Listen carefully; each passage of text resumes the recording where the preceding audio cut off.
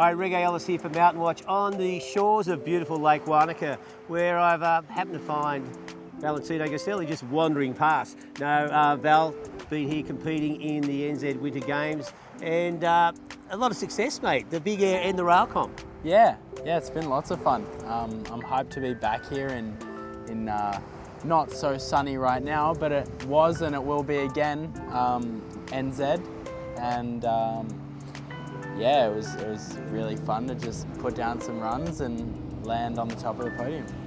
Well, it's been a busy period for you, Val. You had all that stuff to do over at Perisher, and of course, you had up at Thredbo, you had the bank slalom, and then here you are over here training and competing. Yeah. I suppose Wanaka's a bit of a second home for you, though, isn't it? Yeah, fully. Well, it definitely has been a super busy season, and coming off a busy northern season too. But it's just been heaps of fun, just shredding and seeing all my homies again, and this is what I love doing, and I wouldn't want it any other way. And I've been coming to Wanaka since I was 6, so yeah, I definitely have a special place in my heart for this place. Well, yeah, as you said, a really intense Northern Hemisphere. Obviously the Olympics, there's a lot riding on that. As the youngest member of the Australian team, huge success there, but leading into that, big results in the World Cup. So it was a pretty amazing year for you. The X Games, it was just bang, bang, bang. Yeah.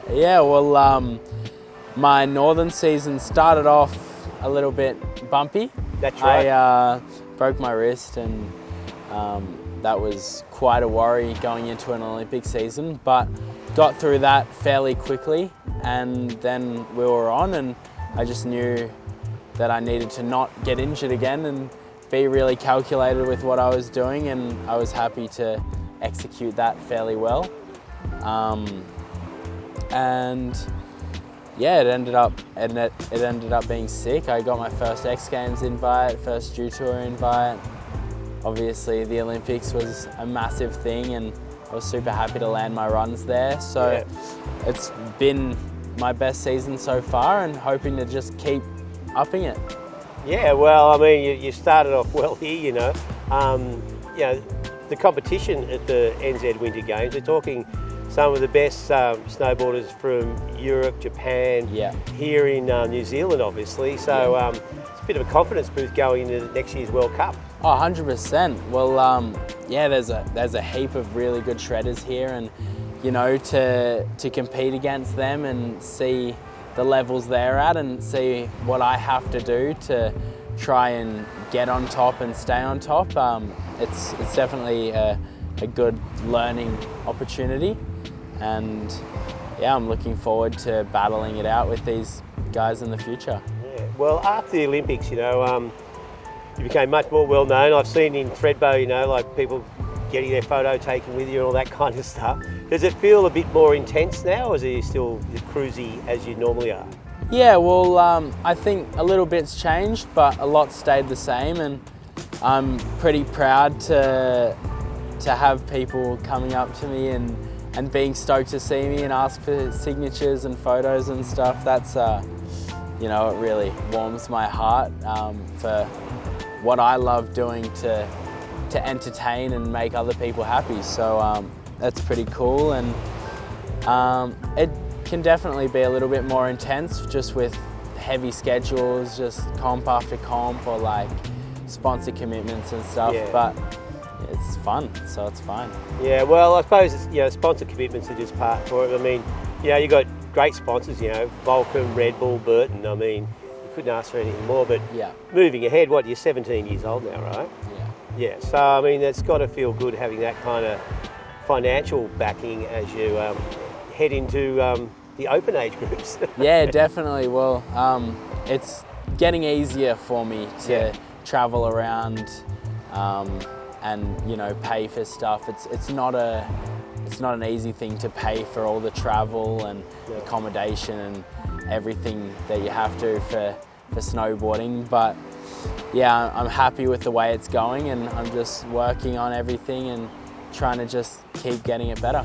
Yeah, well, obviously your family's been supporting you through those years, so it must be a relief for them as well, because as you said, it can get expensive. But that's important. Without the support of your family, it wouldn't be. Definitely. Yeah, I'm super thankful for everything they've done for me, all the sacrifices they've made to help me follow my dreams, and I'm looking forward to, to making them proud.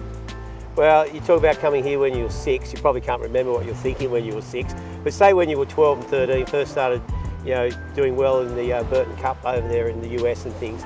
Were you thinking at that stage you'd end up Olympics, World Cup, a full-time professional snowboarder? Since I was very, very young, that was my goal. And even when I was doing the junior comps, all I wanted to do was to win. Yeah. And I would work pretty hard to ensure that would happen.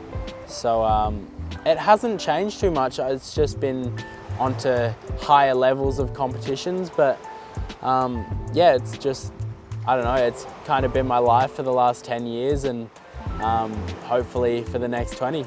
Yeah, well, fair enough too. Okay, I know you talk about working really hard, and you train hard, but the basis of this, it's not a job, is it? You still love snowboarding? No. As soon as it becomes a job, then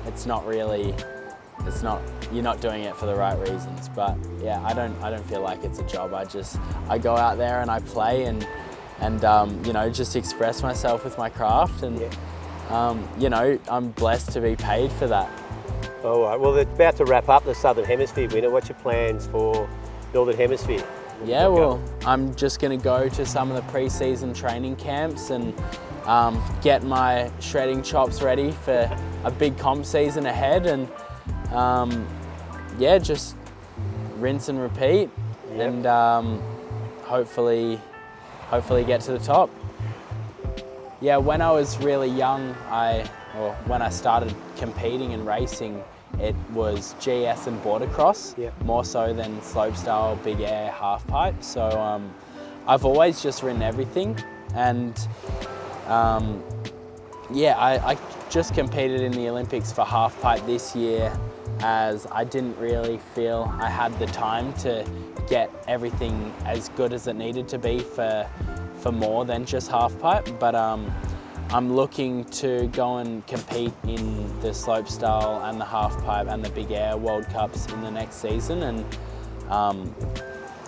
hopefully get good results in all three, and show that it's possible to be competitive in more than just one discipline, as I feel that that's what snowboarding's really about. I think all disciplines kind of feed into each other and help each other. So I'd love to do that and make that a thing, a doable thing. Yeah, and on another note, now I know you won the Far South Coast Junior surfing titles. Yeah. What's the go with the state titles and beyond? Is that happening? I surf a lot when I'm at home. I live pretty close to the beach, and it's definitely my second passion. But I did a couple of comps this year during the Aussie winter season, and I managed to get through to state titles. That's pretty sick. And I made it to the 4th round, so that was the furthest I've ever made it. That's awesome. Yeah, a bit hard when it's your second sport. Oh, it's definitely tricky. It's a totally different thing, but I think it's cool because I can take things from surfing and then apply them into snowboarding. Like, you look at the surfing mindset and it's like win at all costs, and sometimes you have to be a little bit of a dog to get things your way, but I think it's cool to see that kind of willpower to win something, and I think you can put that into snowboarding. And I've been experimenting with a mindset called, I call it land at all costs. Yeah. I'm dropping in for a run and I need to do everything I possibly can to land, and every time I have that mindset, I end up landing. Yeah, right. So, surfing has helped me develop my snowboarding mindset in a way. Well, thinking along those lines, you had that broken wrist, so and what you're doing, injury is part of sport, professional sport, including snowboarding. Is that ever in the back of your mind, or you just sort of? Yeah, for sure. Yeah. Injury is pretty inevitable when you're flying up in the air and spinning, and it's something that is most likely gonna happen.